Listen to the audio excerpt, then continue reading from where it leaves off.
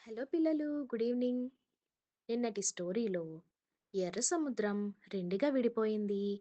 ప్రజలు ఆరిన నేల మీద నడుచుకుంటూ అటువైపు ఉన్న ఒడ్డు చేరుకున్నారు అని విన్నాం కదా. ఈరోజు స్టోరీలో ఆ తర్వాత ఏం జరిగింది అని క్లియర్గా విందాం. సరేనా? కళ్ళు మూసుకొని హాయిగా వింటూ బజ్జోండి.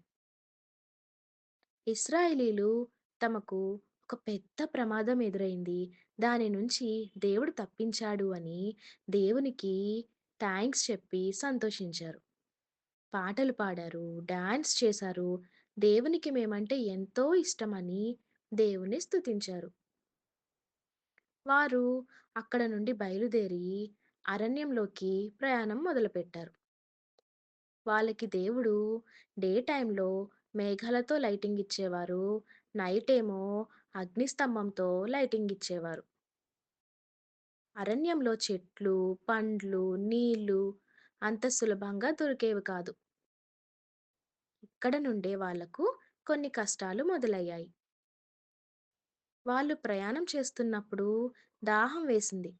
కానీ మంచినీళ్లు దొరకలేదు. వాళ్ళకి దొరికిన నీళ్ళేమో చేదుగా ఉండేవి. అప్పుడు వాళ్ళు మోషేతో, "మోషే, మాకు మంచినీళ్ళు కావాలి. మాకిక్కడ ఆహారం కూడా సరిగ్గా ఉండడం లేదు. ఏంటి మమ్మల్ని ఇలా బాధలు పెట్టడానికి ఇక్కడికి తీసుకొని వచ్చావా?"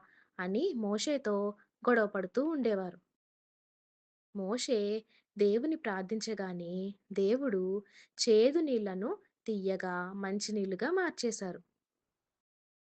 కొన్ని రోజుల తర్వాత వాళ్ళకి ఆహారం లేదని, "మాకు ఆకలి వేస్తుంది. మమ్మల్ని ఎందుకిలా బాధపెడుతున్నావు? మా పిల్లలకు కూడా ఆకలి వేస్తుంది" అని గొడవ పడ్డారు. అప్పుడు మోషే దేవుని ప్రార్థించగానే దేవుడు ఆకాశం నుండి ఉదయం మన్నా అనే ఒక ప్రత్యేకమైన ఆహారాన్ని కురిపించేవాడు. అది చిన్న చిన్న తెల్లని గింజల్లా ఉండేది.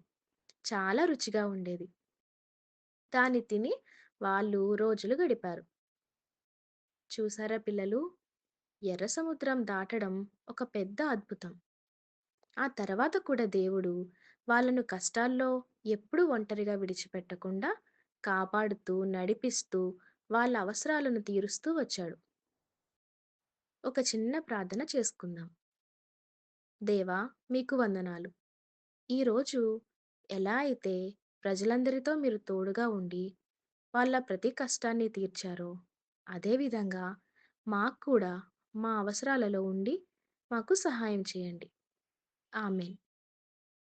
ఓకే పిల్లలు, మిగిలిన స్టోరీ రేపు విందాం. Good night.